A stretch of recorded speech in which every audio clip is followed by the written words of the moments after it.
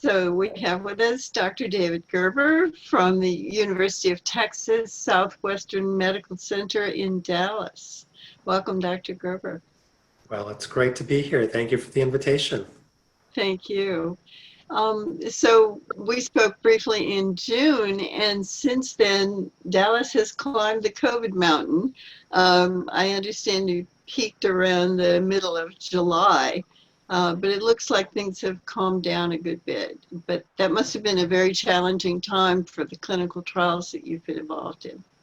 You know, this is certainly not something we're proud of. And I would love to say that I think we're in the clear from here on out. But with, now the Labor Day holiday past us and many schools starting in person, although the young children who attend school may not be at high risk for getting sick, we all know that they have their own lives and see family members and friends. And I would not be surprised to see yet another increase in cases, although I certainly hope it's less than we saw in the middle of the summer after kind of the reopening of the economy.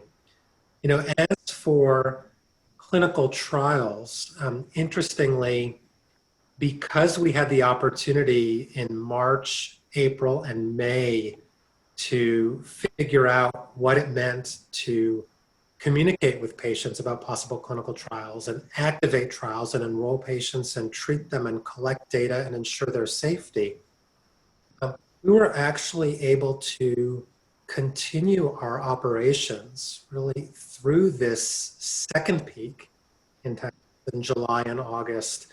And to my knowledge, be able to do so without any major detrimental effect on our ability to care for patients or provide the needed data. That really is amazing. Well, it's not easy, and it requires a lot of flexibility. And that flexibility has to happen at multiple levels, starting with the patient and their caregivers and their family, and then the clinicians who treat them, and then the medical center where they're getting their treatment, and the groups that sponsor or pay for clinical trials, and then finally with what we call the regulatory authorities, the FDA and the NIH. All of those different levels need to be able to say, okay, things are very different right now, but despite that, we still feel that access to and care on clinical trials is the best thing we can do for our patients with cancer. And here's what we're going to have to do to be able to do that now in the setting of a global pandemic. So have the number of site visits to clinical trials been reduced in most trials? So in terms of how often patients are coming in person to the major medical center where they're getting treated on a clinical trial, I would venture a guess that yes, the number of visits is less, and that is probably true throughout the entire trial experience. So for example, now, many clinical trials and many centers are doing remote informed consent. And so instead of an exhausted patient sitting in a cramped chair in an exam room, with people knocking on the door saying, when is this discussion going to end so we can use the room for something else? Patients and their families are now at home, seated on the couch, having a conversation with their treating clinician and the research nurse or coordinator, going over a consent form in detail, perhaps a consent form that's been mailed to them or faxed to them or sent through a secure portal as an attached PDF.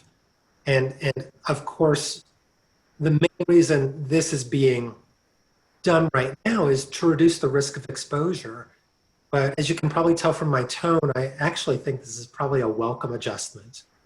And that especially if you're going to compare it to an in-person visit now, where someone's going to be at the other end of the room wearing a mask and a face shield, I actually think the interpersonal connection is probably greater than you can achieve right now in person. But I think we've learned that through telehealth and these video connections, you really can connect with people and convey the information that's important and receive their questions in a way that might even be more relaxed and thorough than it could have occurred in person. Are there instances when it's difficult to do that? There may be. We try to enroll patients on clinical trials from all races and backgrounds. If someone doesn't speak English, it gets a little bit harder to do meaningful translations sometimes through video connection than it might be when you have an in-person translator who can be there in the room. But I think apart from that, we've gotten a lot of feedback from our study personnel and from patients that that's a process that seems to work as we'd want it to and is appreciated by a lot of people. But it goes beyond that. There may be times when clinical evaluation is required on a study.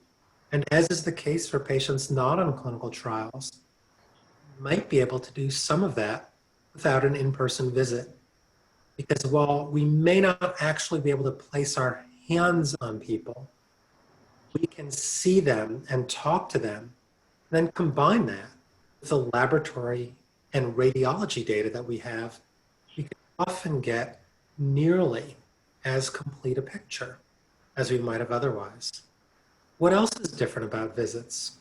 Oftentimes in the past, with clinical trials, if patients were getting an oral study therapy, so a pill or a capsule, they would have to come in person to that medical center to pick up the prescription each time.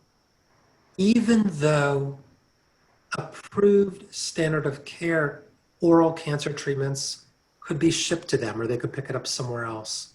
Right. Now we're finally able, in some cases, to ship those oral study therapies to patients. And now that we're doing it, I think a lot of us are asking, why did it take a pandemic to realize that that was practical and feasible? And I have yet to hear instances about people not getting them or getting the wrong one or getting the wrong amount. It seems to just work. The other adjustment that might result in fewer visits to the actual center is that to some extent we may be seeing more decentralization of study procedures. If there's a diagnostic study like a scan or a blood test, is that something that can be done near the patient's home? So it's convenient to them and get the results to the people at the main center who are making decisions about their treatment on a trial. We're seeing that done more often, just to try to avoid crowds at the big center and also just make it as convenient and safe as possible for our patients. So that's a long-winded answer to say that yes, we're treating patients on clinical trials now with fewer in-person visits than they've probably ever had. That sounds wonderful. And I know the patients have been lobbying for that for a long time. So it's nice to hear that.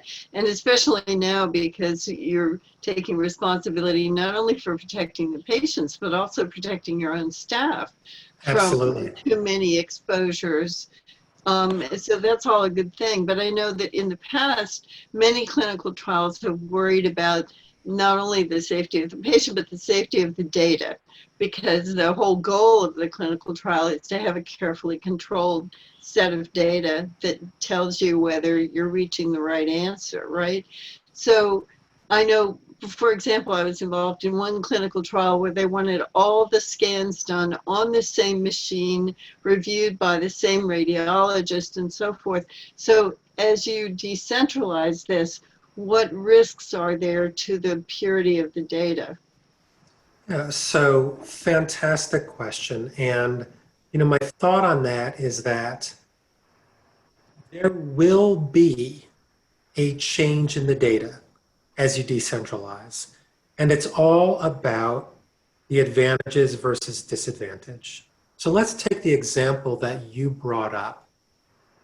How often, when we are truly making decisions about a treatment, is it essential that a scan be performed on the same machine and interpreted by the same radiologist every time? I would argue that if you're looking to split hairs that much, then the effect you're looking for is not clinically meaningful. Whether we're studying the efficacy of something or the safety of something, I think it needs to be more clear than that. And it needs to be generalizable, because we know that when we treat patients with approved therapies, they're not going to get their scans on the same machine every time. Let's take another example. So what happens when we don't regularly perform physical exams on patients? How would that impact data? Well, let's divide data into two categories: efficacy and toxicity. I would say in very, very few circumstances do we actually measure efficacy by physical exam. There could be skin cancer or another superficial tumor where you actually perform measurements on the exam. That's pretty unusual. And actually, having helped patients figure out what rashes are multiple times by telehealth, if you can see something, you might be able to judge it even that way through a video connection.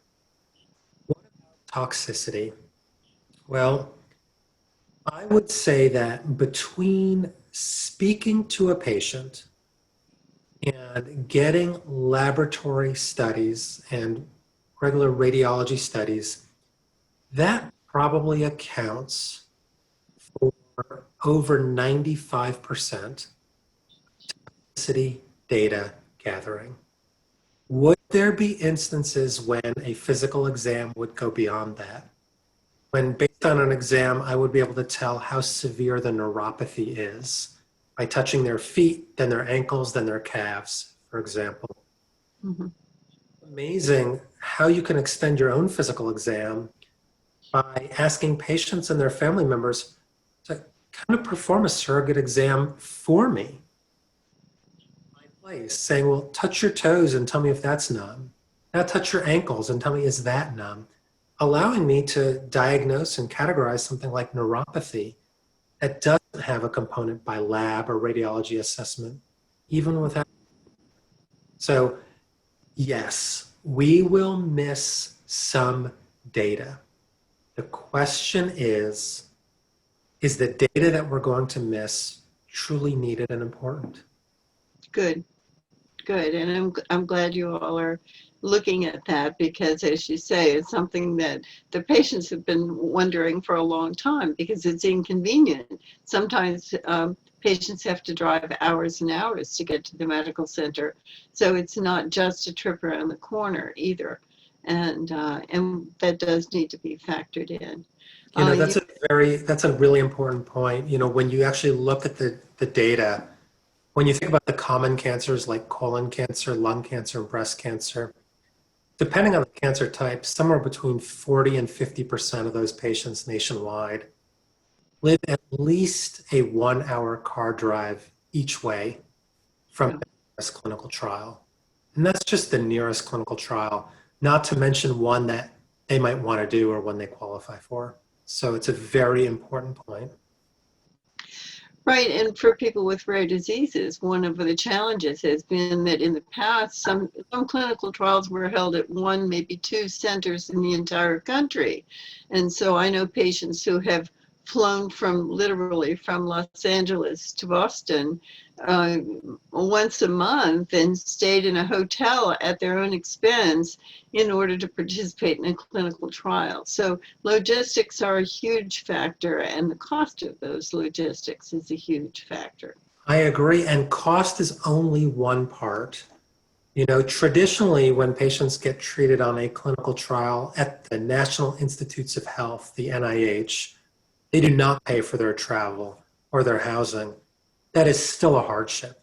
That is a hardship on them and their families and caregivers.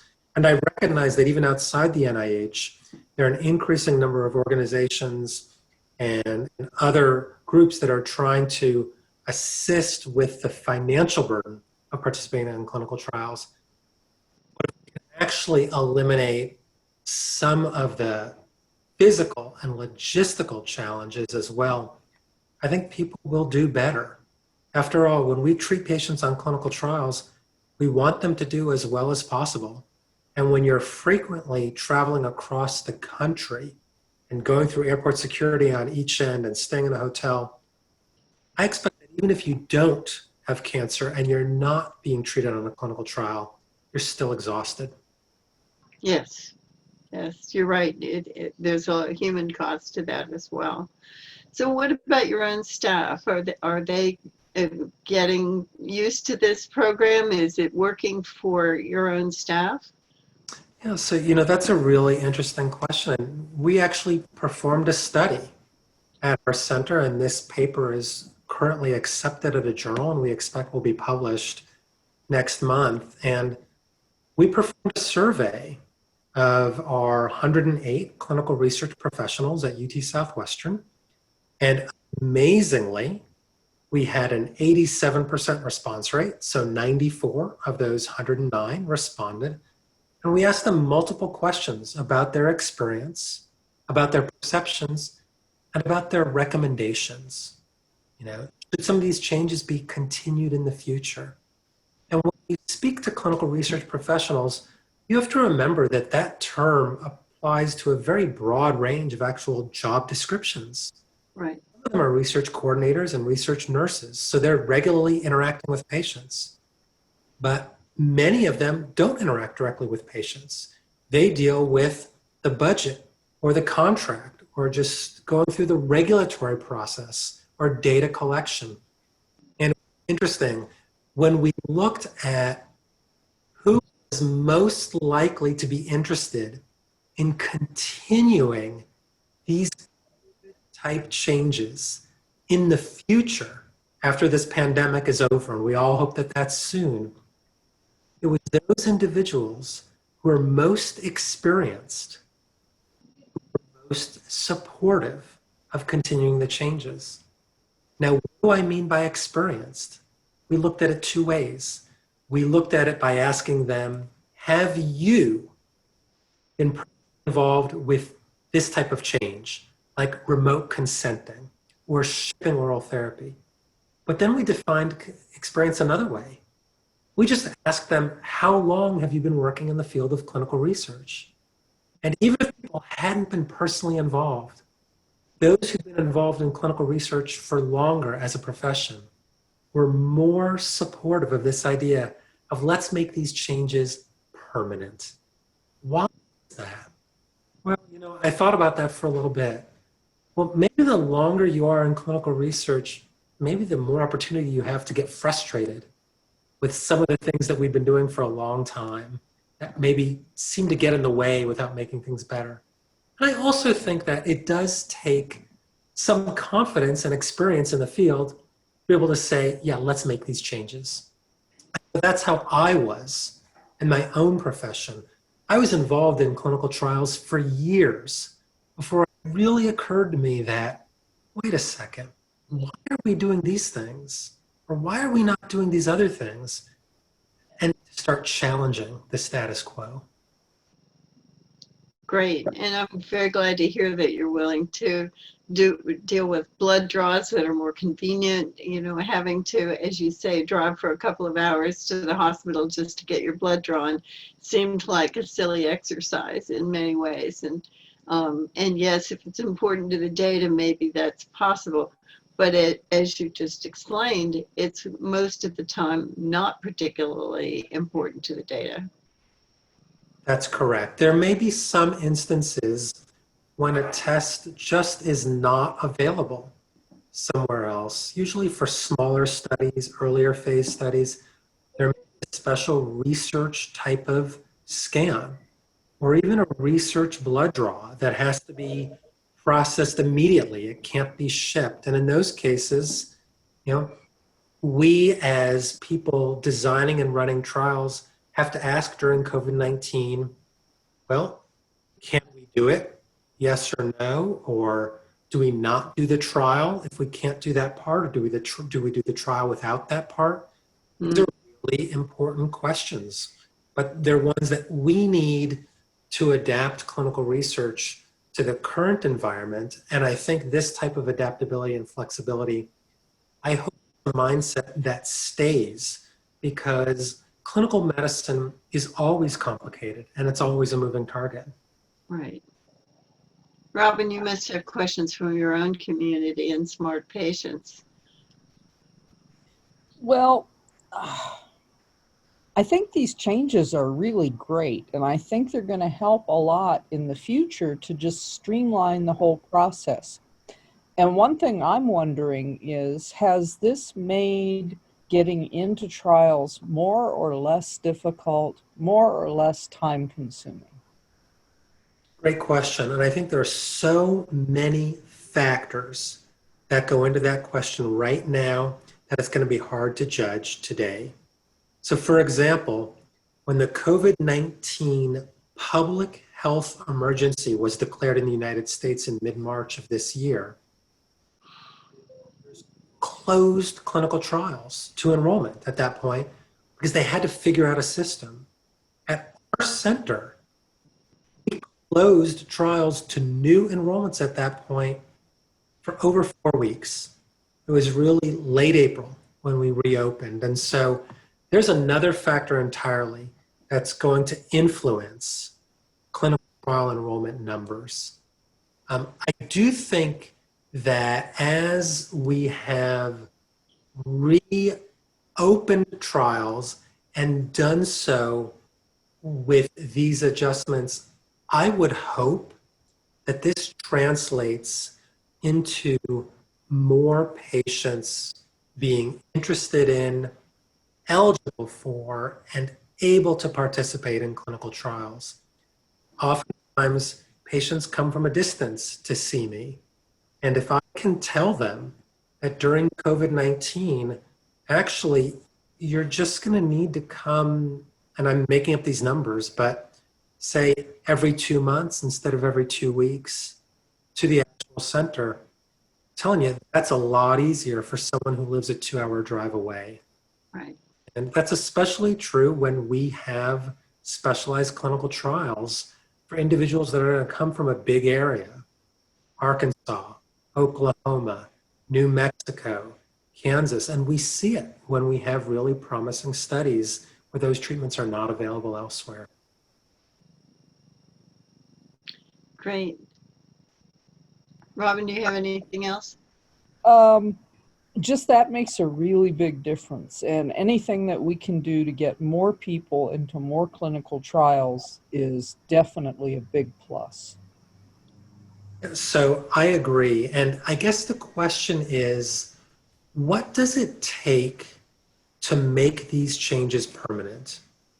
Because I think these are big decisions. And so I think part of it is, how do patients feel about it?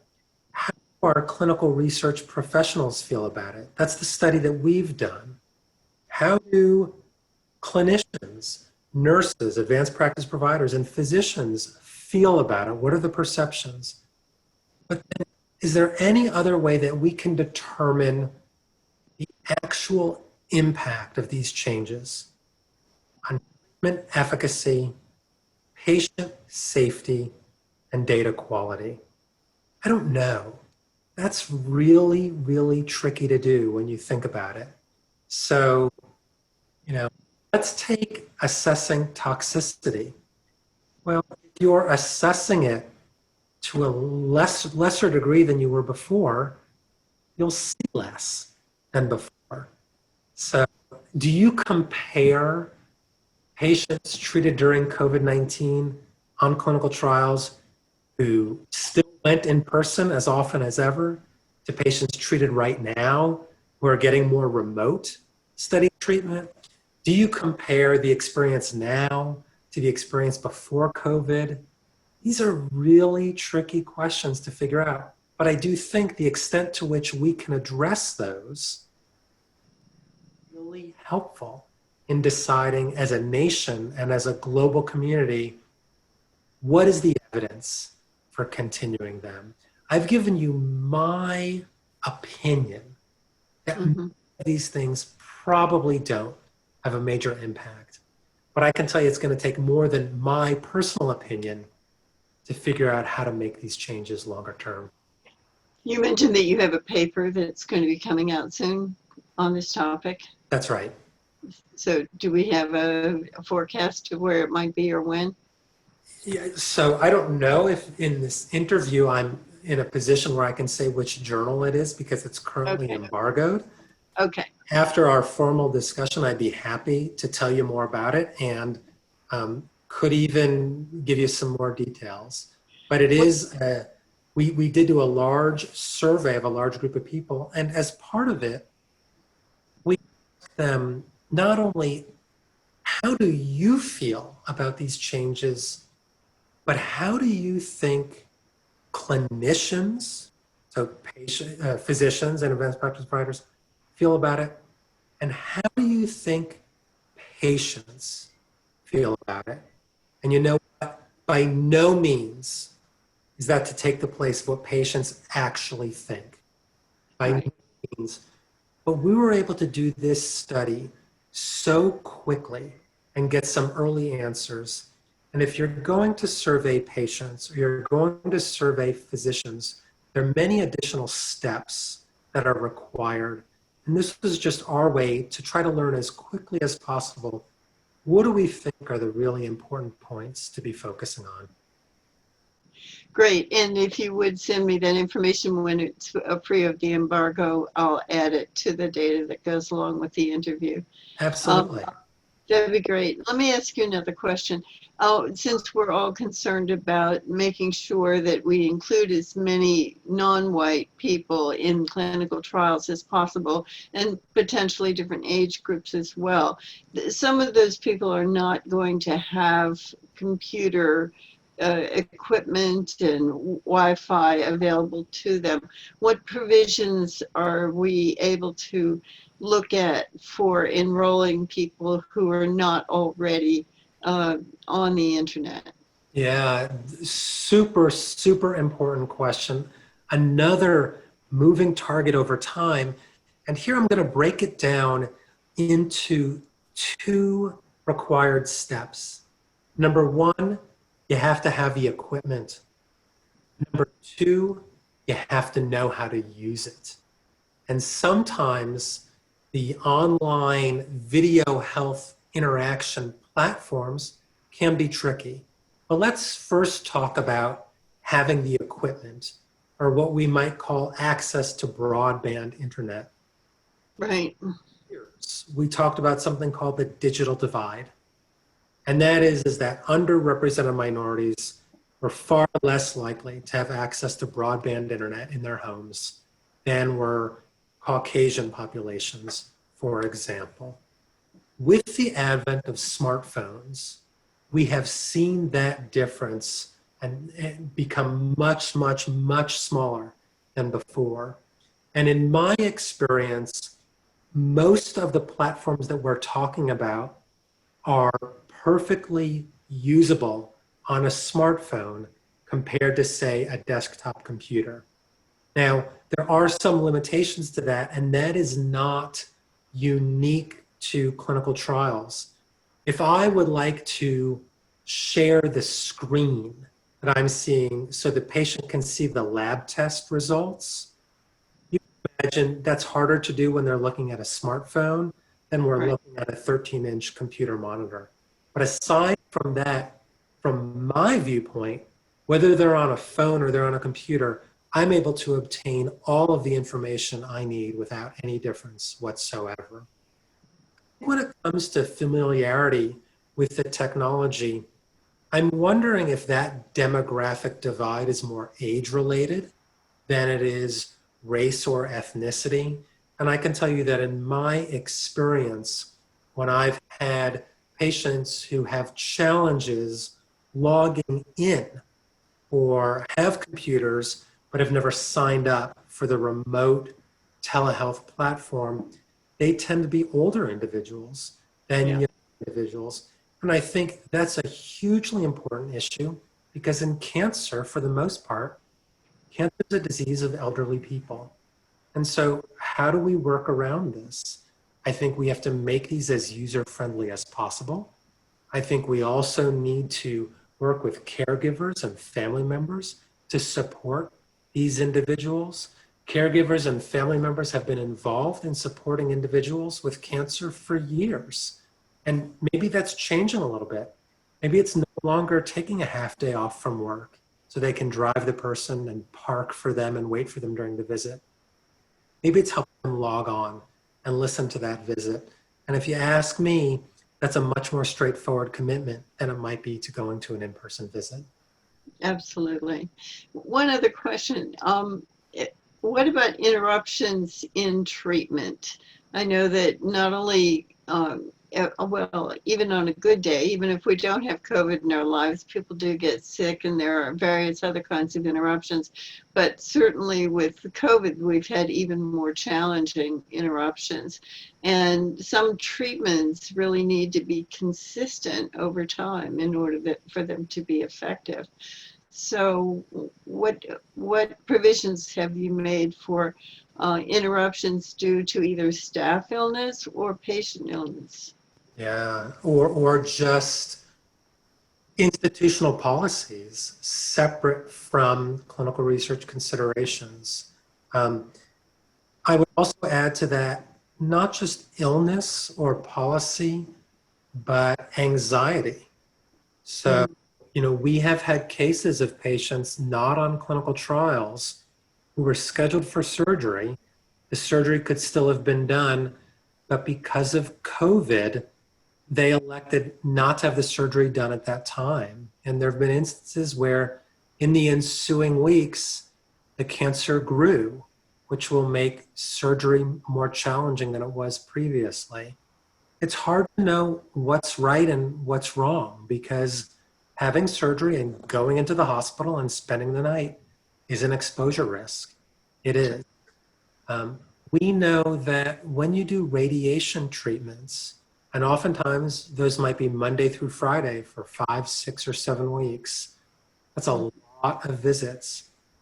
But it's pretty important, we know from decades of experience, to avoid interruptions in radiation treatment because otherwise those cancer cells are repairing themselves in that in-between time and they're building back up.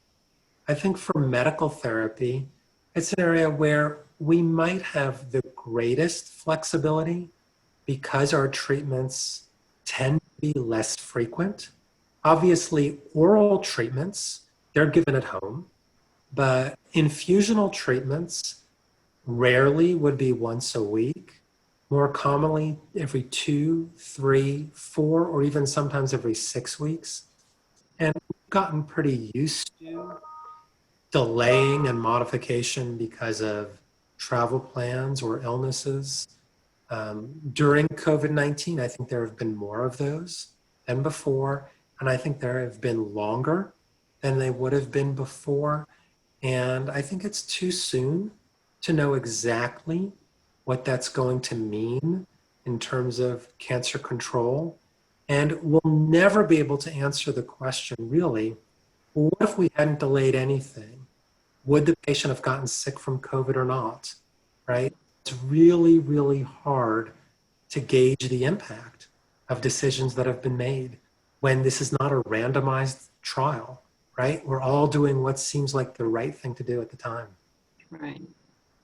So one question I have is about side effects, toxicity. A lot of patients have reported to us as other patients, gee, I didn't want to tell them about my nausea or my foot sore or whatever because I was afraid that they would stop the treatment and I really want the treatment to continue. Do you think being treated distantly is having any effect on the amount and quality of information that you're getting on people's self-reporting? So I think that you're asking a super, super important question. And is it possible? Is it possible that when I'm doing a telehealth visit with someone and they say, I'm not fatigued at all, I'm not feeling weak at all, that while they're sitting on the couch, not moving, I can't discern otherwise. But at an in-person visit, maybe I see them struggle to get out of the chair and cross the exam room. So I think the possibility is there. What I would say to that is that whether it's an in-person visit or a telehealth visit, it's so incredibly important to provide information on what's happening. With our newer treatments, more and more side effects can't be detected through blood tests or scans, and they really depend on what we hear from you, the patients. And if we don't have a sense of what's happening, oftentimes things wind up falling off the cliff. And you wind up actually with the opposite of the intended effect. And that is that someone might get really sick and then treatment is permanently discontinued, as opposed to being able to respond to toxicities as they arise and make more minor adjustments over time, either in terms of the dose, which treatments, or the schedule. And we also have to remember that when we look at the data from clinical trials that lead to treatments being approved, real patients getting treated, and many of those patients have had their treatments modified over time. It's all part of finding the best way to turn our treatments acute into chronic and life-prolonging. Wonderful. Thank you so much. We really appreciate your time and your expertise. And thank you so much for everything you do for patients every day, and especially for this conversation and for the patients that we serve. We thank you very much. Well, it's been my pleasure. And thank you all for what you're doing. It really means a lot to a lot of people, including us as clinicians and researchers. Thank you.